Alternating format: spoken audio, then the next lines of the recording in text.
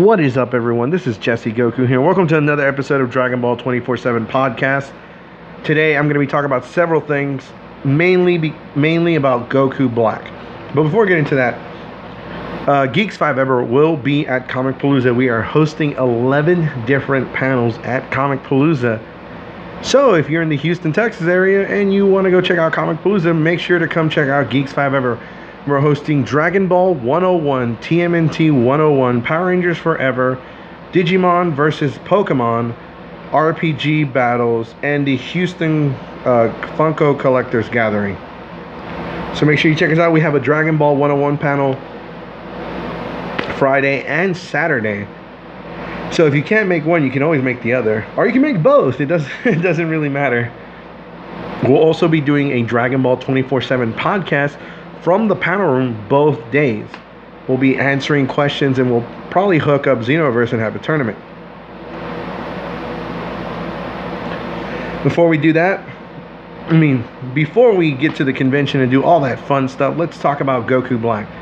In the latest episode of Dragon Ball Super, we saw the very first episode of the new arc. We saw some major, mind-blowing things in this episode. One of the things that people are... First off, I want to get this off my chest.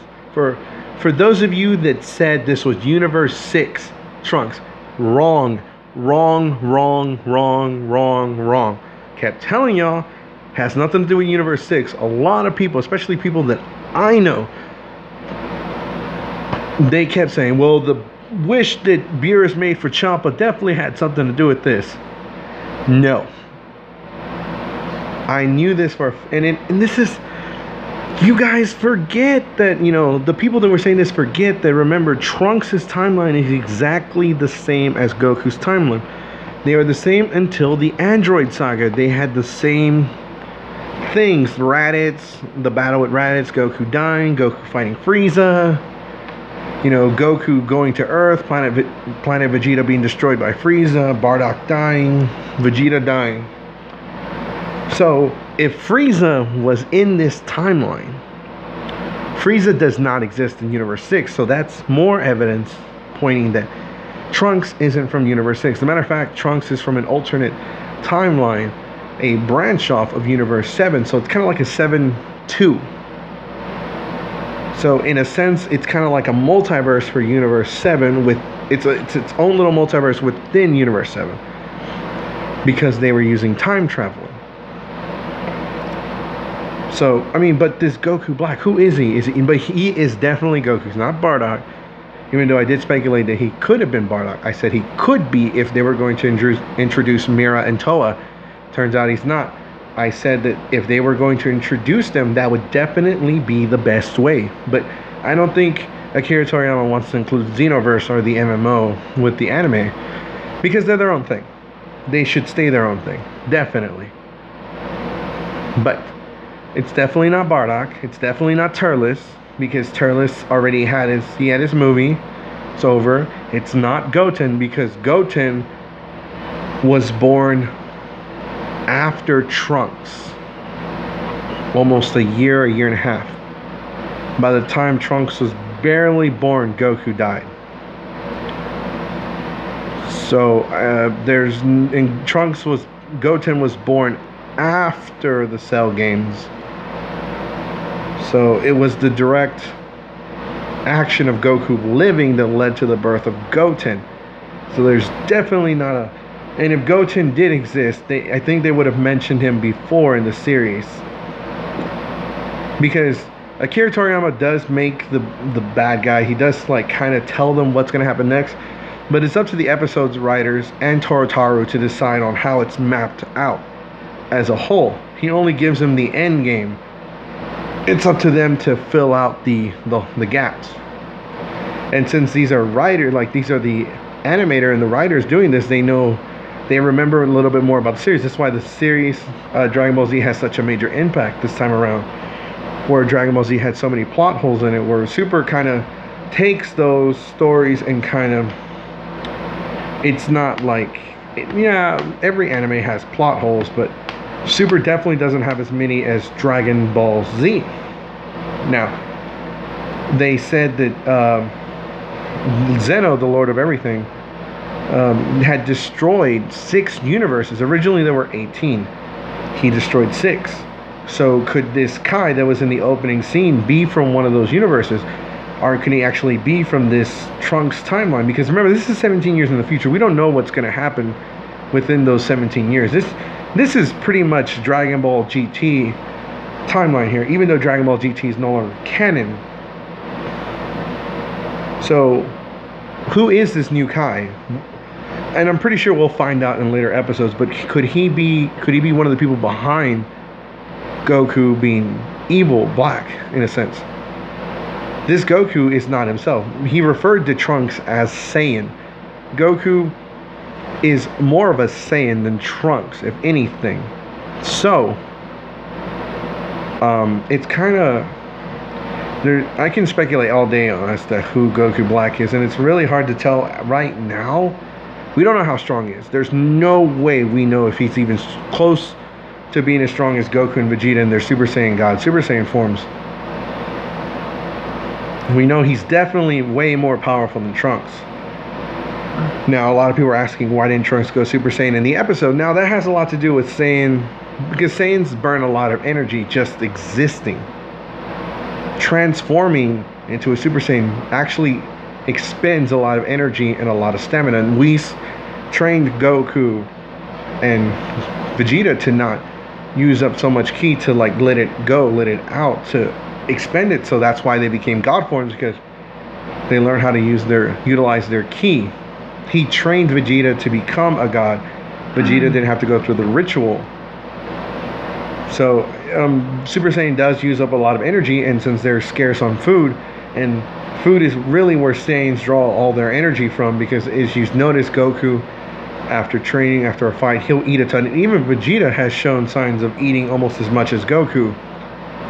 Not just Goku and Vegeta, but Gohan at times, Goten. The only one who hasn't really shown to eat that much is Trunks, future Trunks. And, you know, he comes from a post-apocalyptic timeline where they don't have much to, so that could factor into the way he is as an individual. And but it also maybe have something to do with the fact that Black could sense his energy, his ki, so easily without him even powering up, because he wasn't flying around. He wasn't running at super speeds. He was running normally, like without expending any ki, because he knew he could track him. Now, some people are saying that maybe Trunks couldn't sense Black's ki because he has divine ki, like a god, like Kaioshin ki. And that's definitely not the case, because I don't know if that is the case or not, but in the episode he kind of looked in the direction, he kind of knows there was something wrong. He sensed him, and that's when the explosion happened. So that definitely shows an indication that he can sense him in some way. Not, you know, because he could see it happening, but he could sense it was him.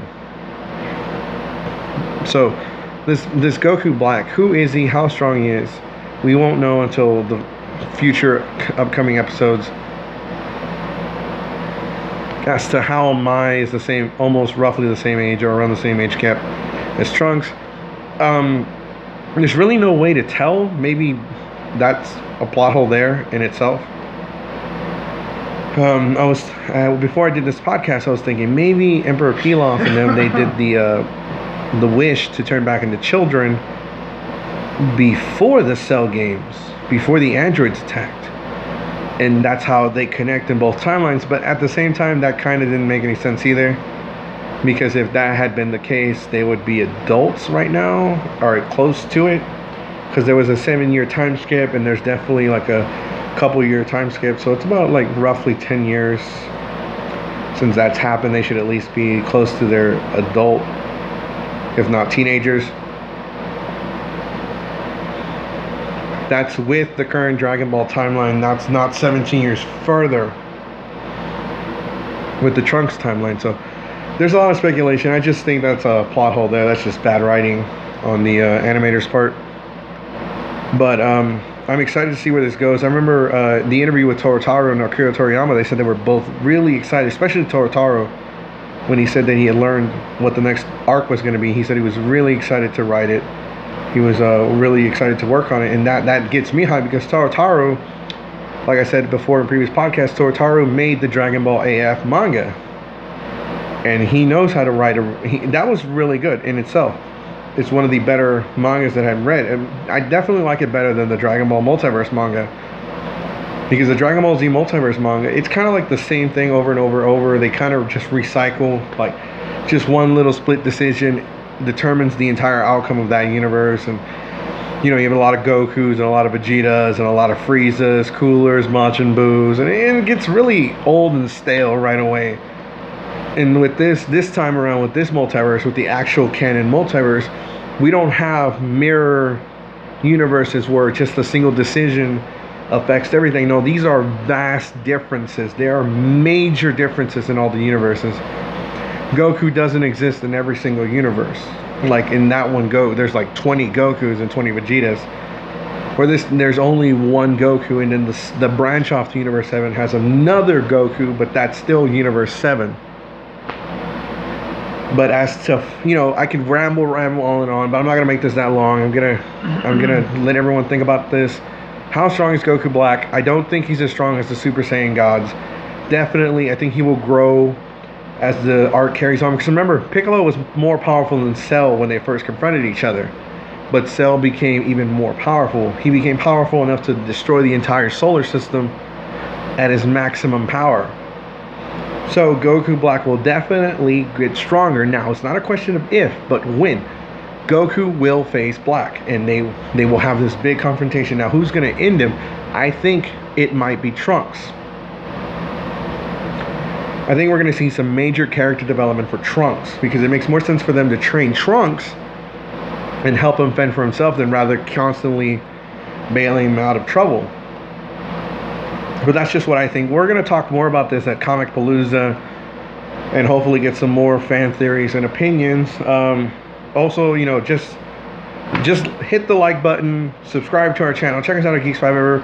Make sure, if you haven't reserved your, if you haven't bought your badge for Comic Palooza, you can do so right now at comicpalooza.com. We'll be at Comic Palooza Friday. I believe our panel's at 1 o'clock or 2 o'clock. We will be on the 3rd floor of the convention center, so make sure you come hit us up, come say hi. We have business cards, and maybe we'll do a tournament and maybe a giveaway. Who knows?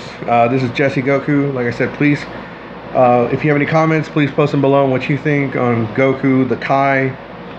And I'm definitely excited for this arc. This is already shaping up to be really good. I really like the direction they're taking it, and hopefully we do get some more answers in the next episode, because I'm really dying to know what this Kai has to do with any of this. Why Black is the way he is, because he's definitely Goku. He's definitely some incarnation of Goku. But like I said, there's so much that there's so much that we have to, that we learned and we have yet to learn, and we're only in the first episode and people are already trying to speculate on the entire arc, and that's definitely not going to happen right away, because Akira Toriyama could just change his mind. They write these episodes week by week. He could just change his mind. He's like, okay, well, scrap my original idea and throw a curveball at everyone, and bam, instead of the androids, we got Cell. So that is definitely a possibility. What does this all mean? Do the 6 universes play a major role in this arc? What's going to happen? Like I said, I'm Jesse Goku. Thanks for listening, and stay classy.